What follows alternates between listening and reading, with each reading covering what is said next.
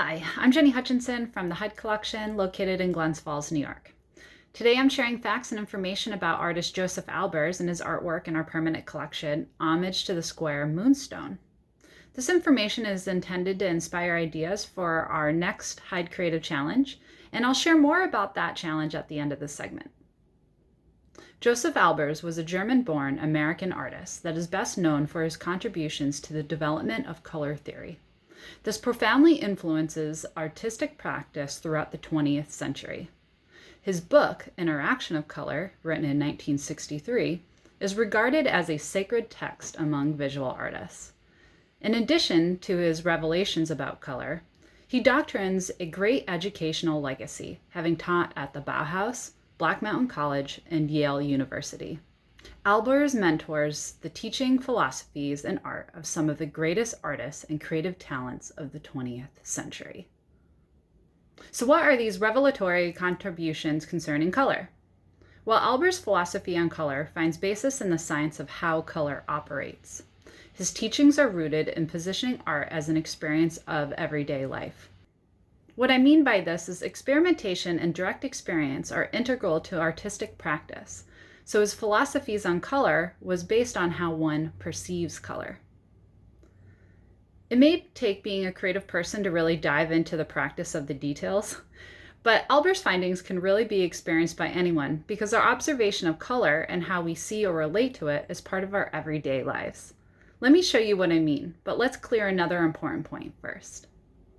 Albers' legacy also includes a famous body of work called Homage to the Square. He developed over 1,000 related works between 1949 and 1976. The Hyde Collection happens to have a couple of these works that are representative of this series. Here's an example of one. Homage to the Square, Moonstone by Josef Albers. Let's observe. What do you notice first? Is it the colors or the shape?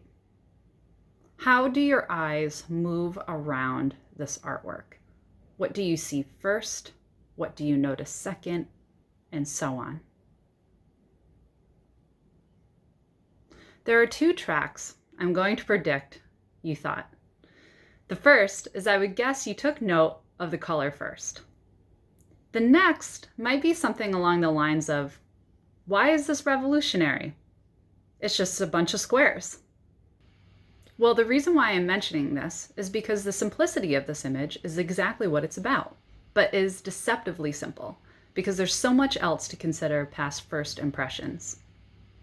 This is one of those artworks that viewers often comment that their 5-year-old could make. And it's understandable that viewers may have this assumption for a couple different reasons.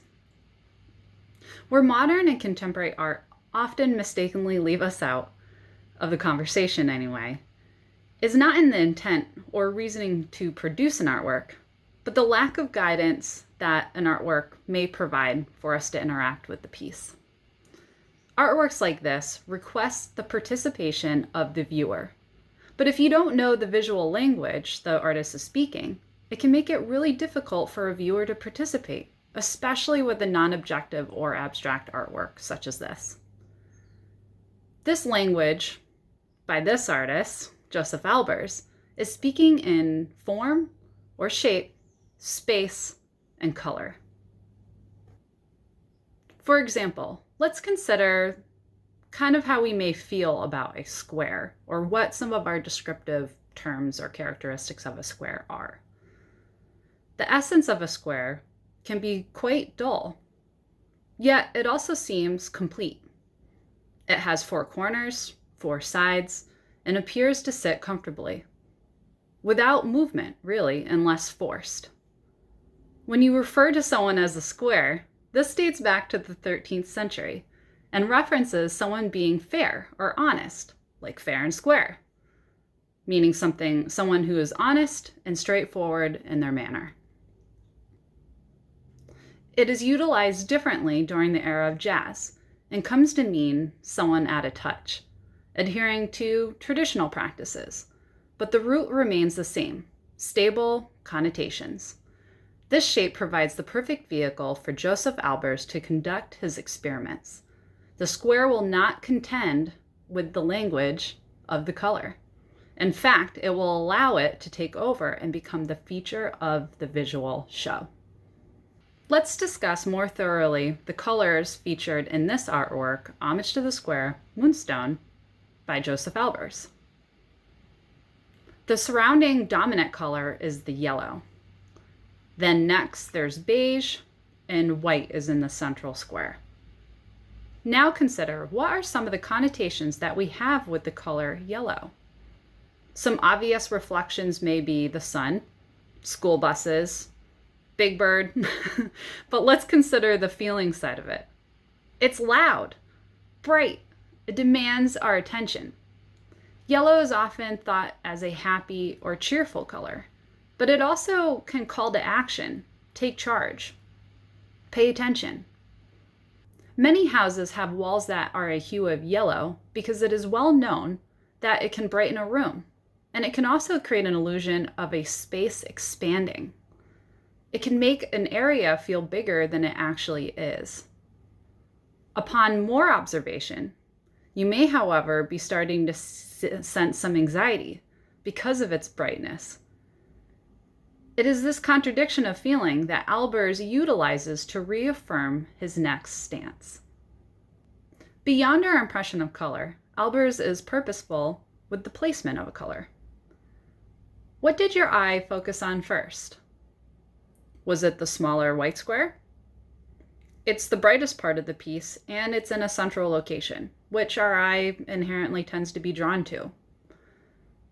As you stare at that central square, can you make out what happens around it? The beige and yellow begin to shift in space, and they compete for presence in the same space alongside the white square. So depending upon kind of where your peripheral vision lies, one square protrudes while another may recede and vice versa. They're kind of continually shifting in space, perhaps vibrating with one another. Depending upon where you look next, either a similar but subtle optical illusion happens, or another slight shift in space occurs. So no matter where you look, the colors are competing for presence. What happens here is exactly the title of Albers' famous book, The Interaction of Color. This is an artist that produced a series of works that was analyzing how different colors relate to one another.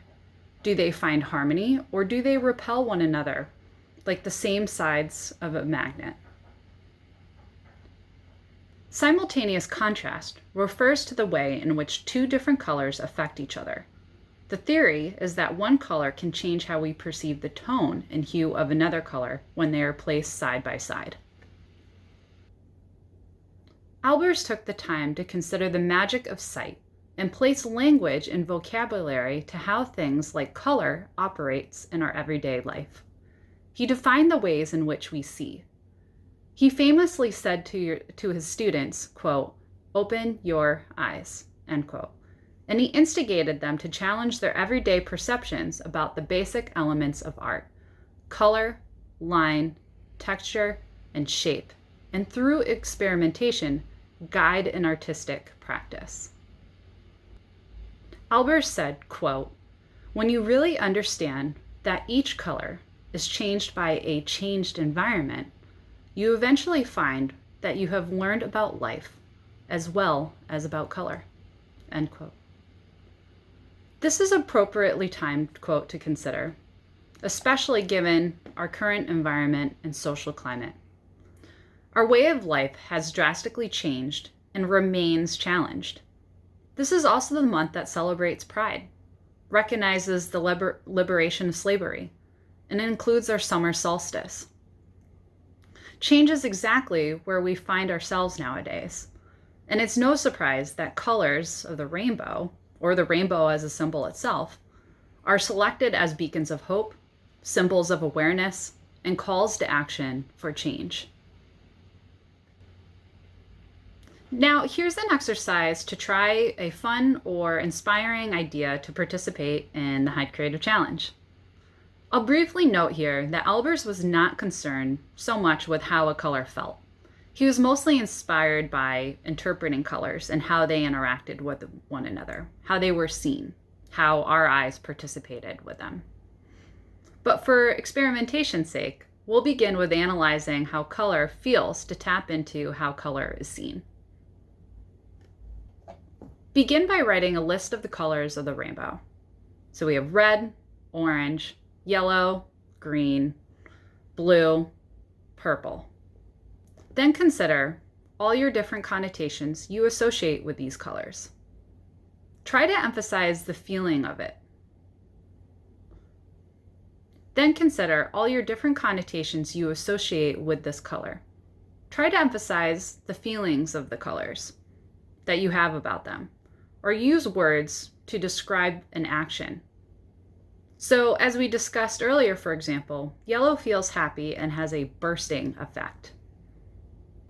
Now look at your list. Is there one color you seem to relate to most, or you had the most to write about? Begin with that color, and now recall a memory that you can associate with it. Are there other colors that can represent part of this memory? Now find these colors in paper, or create these colors on paper using an artistic material such as paint. I'm going to stick with Albers' design strategy and recreate my memory using a sequence of colors I wrote down. And I'm going to play with their arrangement to see how it may complicate the feeling or narrative I have provided myself with as a structure.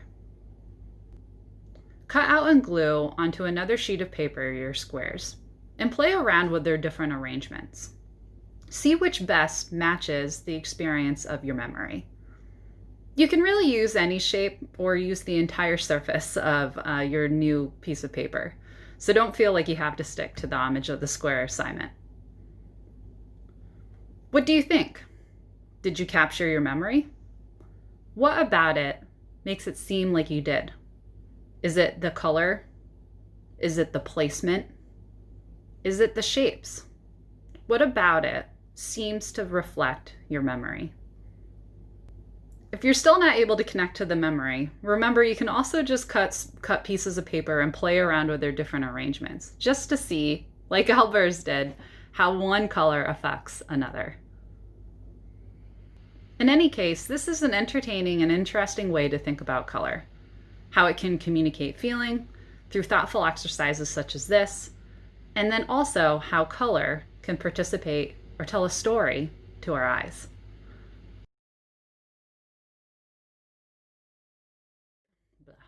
So there you go. We're looking forward to seeing what everyone comes up with, inspired by our permanent collection artwork, Homage to the Square, Moonstone by Josef Albers.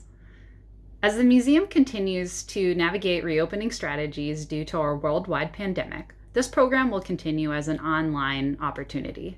As with our last creative challenge, we will still consider all submissions for possible display once the museum is firmly opened and we have a confirmed timeline for exhibitions moving forward.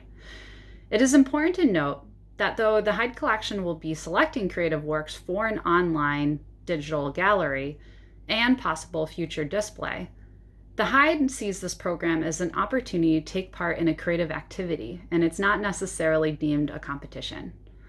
All creative works must be completed by July 14th. As this is a social media program, you can submit your works in a couple different ways.